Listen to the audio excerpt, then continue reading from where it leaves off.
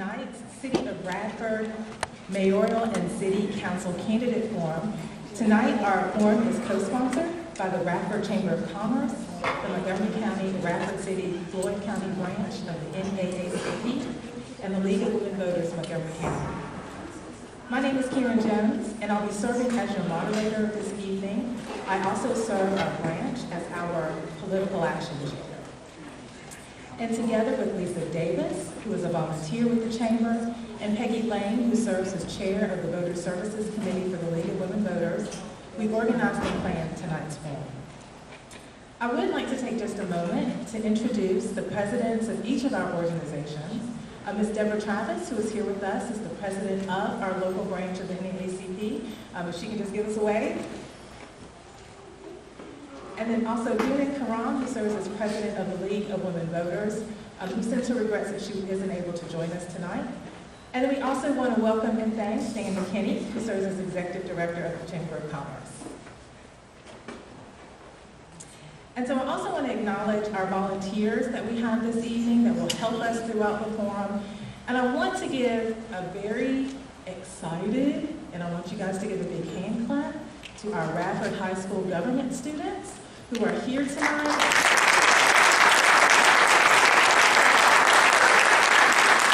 They are amazing, doing a lot of the legwork that we need this evening. And so I am just excited to have them here as part of this really important evening. So just some background, the NAACP and the League of Women Voters have worked together for more than 20 years, coordinating local candidate forums, and in recent election seasons, we have partnered with the Radford Chamber to coordinate these very important voter opportunities. As nonpartisan organizations, it is our goal to provide opportunities for voters to hear from, ask questions of, and get to know the candidates who are vying for your vote. In this year's mayoral election, we have one open seat, and the incumbent is on the ballot for a 4-year term. In the city council election, we have 2 open seats and 6 individuals running for a 4-year term. And just a note about your ballot, while only 6 are running, you will notice the 7th candidate on the ballot, Naomi Huntington, who has decided not to seek re-election, but her name will still appear there. All of our candidates have been invited to attend tonight's forum, and today I'm very pleased to have with us David Horton, Kellie Artrip, Bobby Davis, Jessie Foster, Seth Gillespie, and Chad McClanahan. Thank you all for being with us this evening.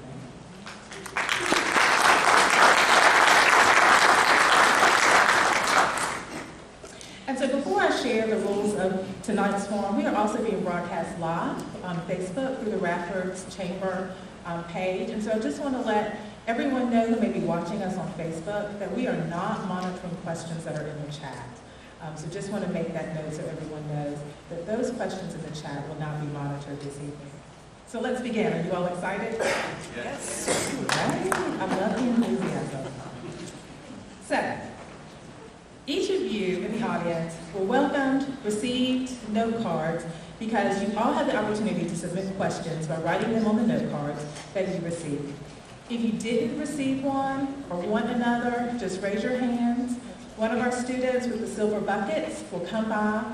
They'll bring you a card and or pick up any questions that you might have. And here's how our forum is going to work this evening. Each candidate will have 2 minutes to introduce themselves and tell us why they are running for office.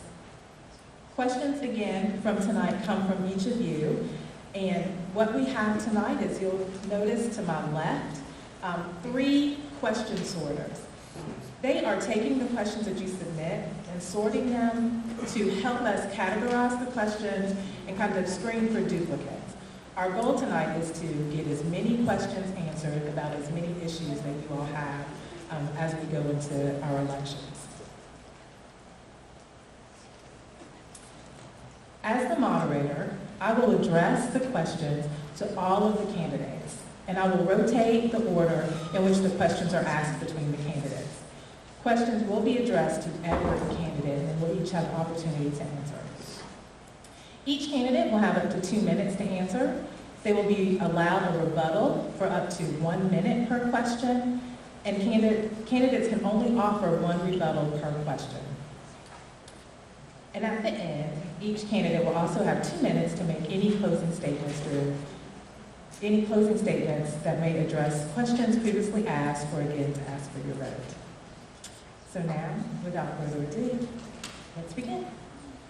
So our first question this evening for you all is, what do you think are Radford's most significant accomplishments over the past 4 years, and how would you build on them? Oh, absolutely. Would you all like to introduce yourselves first? That would probably be a good thing, right? All right, so let's do that. Let's start with David Horton. Good evening and welcome. Thank you all for being here this evening. I'm David Horton. I'm seeking re-election as mayor of the city of Radford. 4 years ago, when I made the decision to run, I felt like our community was struggling to find a sustainable, reasonable path forward in many ways. And in the last 4 years, I think we have found some new avenues to move Radford into the 21st century, into a lot of new directions to help us grow and thrive. I'm a graduate of Radford High School, a graduate of Radford University, and I've chosen to make my home here. I've chosen to work here at Radford University for the last 31 years, and I've chosen to try to help all of our businesses and organizations to succeed in the way that they've wanted to, even before I sought office, even before I served as mayor. We followed the best practices for a community like Radford. We've looked at other communities. We've worked with the Virginia Municipal League. We've worked with our partners throughout the Commonwealth. And we've worked to invest in this city.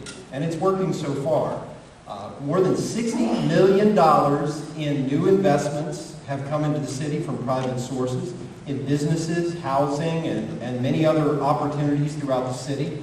And this tells you that people believe in the future of this community, believe in the opportunity they can find here in Radford. As a community, we've invested millions in infrastructure, new roads, new opportunities, new things, public safety, education, and in many different areas to support this community. It's impossible to look at Radford today and not see the improvement we're making. I'm hoping to have the opportunity to return as your mayor, to work with our council to continue moving our community forward. Thank you all very much. Thank you. Kellie Artrip. As you guys heard, my name is Kellie Artrip, and I'm running for City Council. My husband and I are both Radford High School graduates, and we're currently raising 2 children in the city. Our daughter's 8, and our son is 3. After high school, I earned a Bachelor of Business Administration from Mayoral College and a Bachelor of Accounting from Radford University. I'm currently an audit manager at National Bank and have been so for the past 7 years. Prior to that, I worked for the U.S. Treasury's Office of the Comptroller of the Currency as an Assistant National Bank Examiner, which is also an auditor. Prior to that, I also spent some time at the Radford Army Ammunition Plant as a data analysis. I've always enjoyed helping my community, and currently I manage the Santa Store fundraiser and serve as the treasurer of the McClanahan Elementary PSA board, which I have a lot of fun doing. And I really take pride in assisting local charities and organizations whenever I see a need. When the opportunity arose for City Council, I decided to take a leap of faith and do more for my community and make a bigger difference if I could in my hometown. My passions are accountability and transparency. I'm organized, I'm analytical, and I'm a team player. I truly believe that 2 heads are better than 1. And if we put our heads together, we can improve so much in our city. I want to make sure that our hard-earned tax dollars go towards things in the city that the citizens need. I'd like to ensure law enforcement and community programs have the resources to protect our citizens and provide them with a safe environment for everyone to prosper in. Radford's a strong, independent city, and I think we need to support the infrastructure to provide continued growth and help our current businesses while bringing in local businesses. Time's up. Thank you for your time. You can say thank you. Okay, next we have Bobby Davis.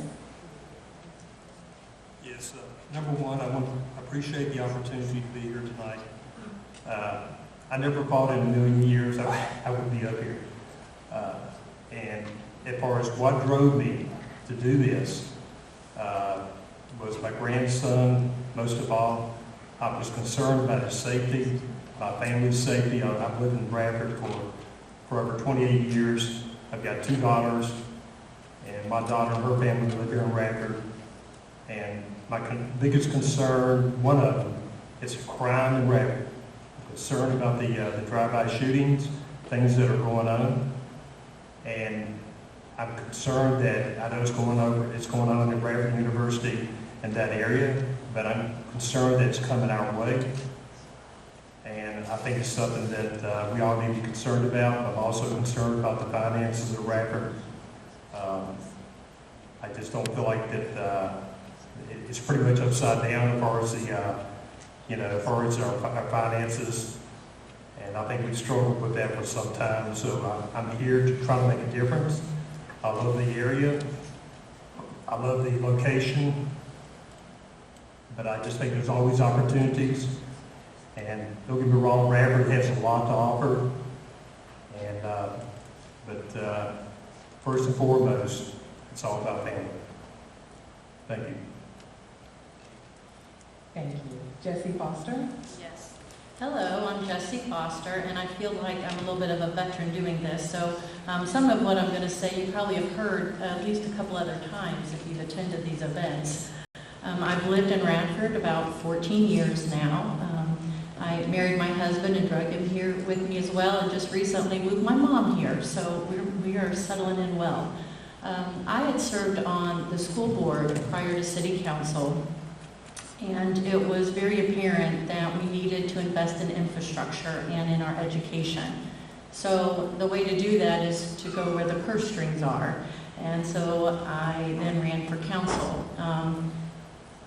I think when you run, you don't know the extent and the umbrella of which you run a city. It wasn't just about the schools very quickly. Once elected, it's multifaceted. We have our police department, which, by the way, they are absolutely